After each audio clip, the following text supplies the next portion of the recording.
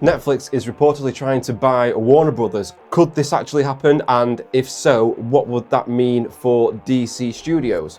Would every DC movie go straight to streaming on Netflix? Could James Gunn and Peter Safran be replaced? Could Netflix restore the Snyderverse even? Today we'll be answering those questions and more.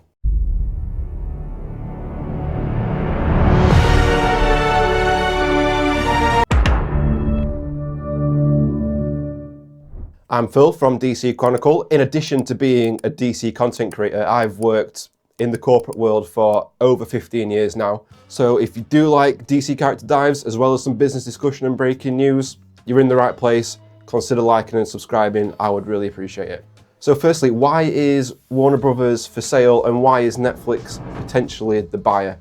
I mean, the main reason is the failed kind of merger between Warner Brothers and Discovery. The history of Warner Brothers is a history of mergers and buyouts and acquisitions. So why has the Warner Brothers and Discovery merger failed? One of the main reasons is they're not a good fit for each other in terms of the product that they make, and there's a big culture clash. So if you consider the kind of programming that HBO and that makes compared to what Discovery makes, there's not a lot of crossover between Game of Thrones fans and 90 Day Fiancé fans. And that culture clash has been a big obstacle to get this merger going. Additionally, Warner Brothers took on a huge debt during the merger, something around the region of $35 billion, which has left them vulnerable to a sale, especially with HBO Max taking some time to reach profitability. Something that seems to be a recurring theme with Warner Brothers is they want instant results, even when that's very unlikely or even impossible. And so that's left them vulnerable to a sale. With Paramount Studios, Skydance also interested in acquiring Warner Brothers. It would be a huge billion-dollar acquisition no matter what way you slice it. There are only really a handful of companies that would be big enough to buy Warner Brothers, so it is likely to be a Netflix or a Paramount. Netflix is the more intriguing option to me, and they also seem in a better position. And by that I mean financial position. You know, they've been ahead of the streaming wars for forever. So it seems interesting that Netflix could come in and buy Warner Brothers. And what does Netflix get out of all of this? So Netflix has been trying for a long time to build prestige franchises. Only a couple of them have really broken through, like Stranger Things and Wednesday, and they've had a couple of flops along the way as well. So buying Warner Brothers gives them access to an instant IP library to compete with the likes of Paramount, Disney and Universal, not just DC, but they'd get Harry Potter, Lord of the Rings, Game of Thrones, Mortal Kombat, which would increase their IP presence massively. Which then leads on to the first question: would DC films then just go straight to streaming on Netflix instead of opening in theaters?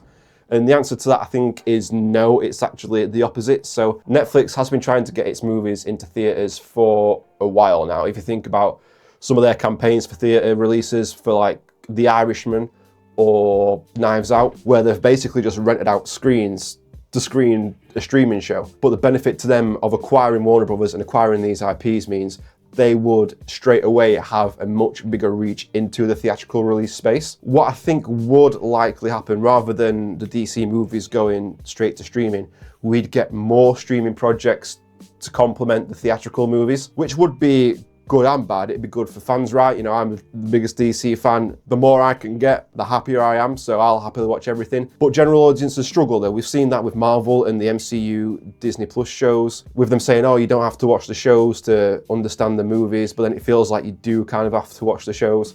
So people tune out, or they think, oh, it's okay to miss this show. That then carries over into, oh, it's okay to miss this movie. And that might happen with DC. If they start missing the Netflix shows, were they to happen, a movie comes out, they might think, oh, it's only a Swamp Thing movie, it's not a Justice League movie, I can miss this one. It'd be great to get more content, however we get it, but it is something that you do have to be very careful with when you're thinking about the general audience and their kind of attention span and their appetites. Next, would James Gunn and Peter Safran be replaced? So, whilst technically they could, I think it'd be extremely unlikely for them to be replaced. After we've had years and years of chaos at DC and at Warner Brothers, we're finally now in a good place where we've got some stability. The DCU's had a strong start, so removing James Gunn and Peter Safran would jeopardize all the progress that they've made over the last couple of years, which would be extremely risky. However, from my time in the corporate world, I know only too well there are so many executives out there who think they know better and they think they can do a better job. And this will happen a lot in mergers and acquisitions. Leadership teams do change, and that's not because they're failing or they're doing a particularly bad job. It's because the new owners want to put their stamp on it.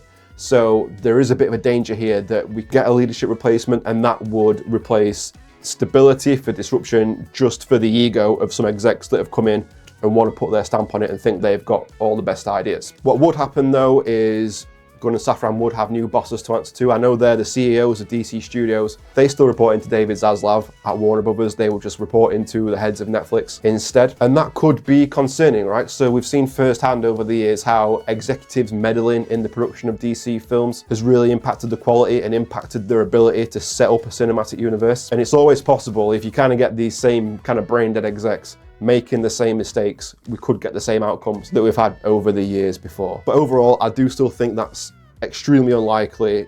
The DCU rollout has been one of Warner Brothers' very few success stories in recent years. So yes, Netflix might be tempted to bring their own changes in, but also you've got to think about the investors.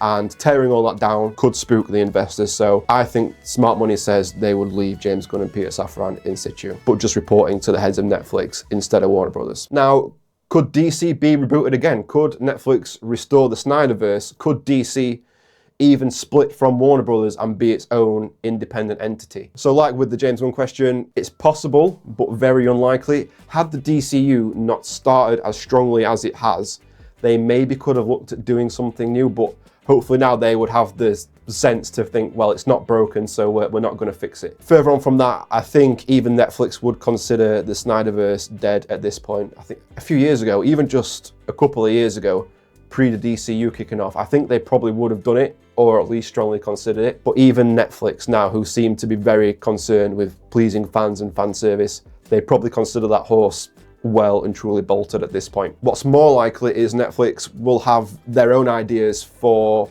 projects that can fit in the DCU alongside what is already planned for Gods and Monsters and beyond. And whether that's a good thing or a bad thing, it really depends on the quality of the ideas, right? It really could be anything. But I do think, instead of rebooting or anything like that, I do think that they will probably just want to sprinkle in their own ideas, but let the DCU carry on as originally intended. It is possible, again, but unlikely, that DC could be bought as its own separate entity. I mean, Warner Brothers and Discovery are splitting. Maybe some of these IPs, for the right offer, would be available. Again, you'd have to pay over the odds, and that would be good creatively, in the sense there would be absolutely no one to answer to. So if DC was its own separate entity, they wouldn't have to answer to Warner Brothers anymore. But that is hugely, hugely risky, because then you also don't have the financial backing of Warner Brothers. We've seen it in the past. If DC flops, Warner Brothers has other IPs to fall back on and still make a profit. Look at this year, like the success they've had with like Minecraft and Sinners and movies like that, alongside their kind of surefire A-list IPs like Harry Potter and Lord of the Rings. That would be a huge financial gamble for the ultimate creative freedom. Ultimately, I don't think the numbers probably make sense for it to happen. It is exciting to think about, though, what would happen if DC was completely independent. So that's my quick rundown of this news about the potential Netflix acquisition of Warner Brothers. I do think this topic is going to keep on rolling on. Warner Brothers is very clearly for sale, very clearly listening to offers, whether it's Netflix, Paramount, or somebody else who comes in. There'll be more news breaking about this as time goes on. These things don't happen overnight, so it may be a drawn-out thing.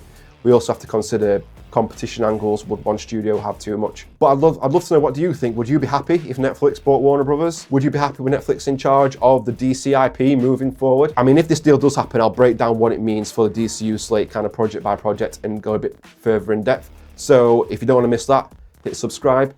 Let me know your thoughts down below, and check out another video right now.